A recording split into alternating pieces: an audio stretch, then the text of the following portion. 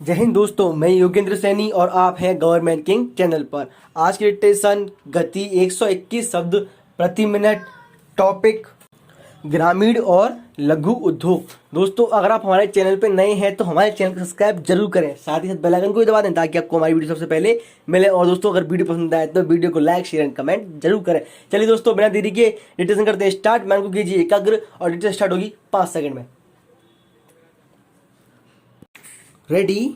देश स्वतंत्र हुआ तब गांव देहातों में बिखरे हुए अनेक छोटे उद्योग थे। मुंबई प्रांत, दक्षिण भारत और बिहार तथा उत्तर प्रदेश में हथकरघों के केंद्र थे। विरामपेरा मशीनों पर बड़े परिमाण में उत्पादन शुरू हुआ। इस कारण गांव देहातों वाले उद्योग और हस्तकला का ह्रास हुआ। ऊपर इस बात का उल्लेख हो ही चुका है। गांधी जी ने तो आत्मनिर्भर गांवों का सपना देखा था।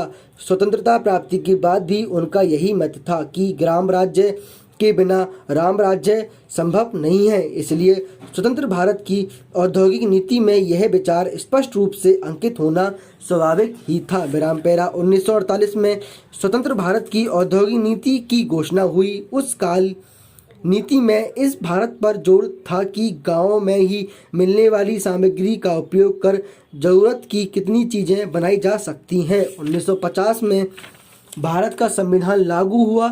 उसमें भी देश के भविष्यकालीन आर्थिक और सामाजिक संरचना में ग्रामीण तथा लघु उद्योगों को विशेष दर्जा दिया गया। विरामपेरा 1951 में पहली पंचवर्षीय योजना तैयार हुई। देश के योजनाबद्ध विकास की वह पहली रूपरेखा थी। उसमें ग्रामीण तथा लघु उद्योगों का समावेश हुआ। दूसरी पंचवर्षीय योजना के समय दूरगामी औद्योगिक नीति का गहराई तक अध्ययन हुआ। 1956 में औद्योगिक प्रस्ताव में इसकी रूपरेखा स्पष्ट हुई। ग्रामीण और लघु उद्योगों को प्रोत्साहन देना तो तय हुआ ही था। अब नियोजन की नई व्यूह रचना में इस क्षेत्र को महत्वपूर्ण दर्जा भी मिला। यह बात भी हम पहले देख चुके हैं। विरामपेरा विकेंद्रित उद्योग क्षेत्र के विकास के लिए सरकार ने कुछ महत्वपूर्ण फैसले किए। उनके अनुसार कुछ निश्चित उत्पादन छोटे उद्योगों के लिए सुरक्षित कर रखे गए थे। बड़े और छोटे क्षेत्रों में समान रूप से उत्पादन होने की स्थिति में सामयिक उत्पादन कार्यक्रम अमल में लाना तय हुआ। यह भी नीति अपनाई गई कि लघु उद्योगों पर करों का बोझ कम रहे।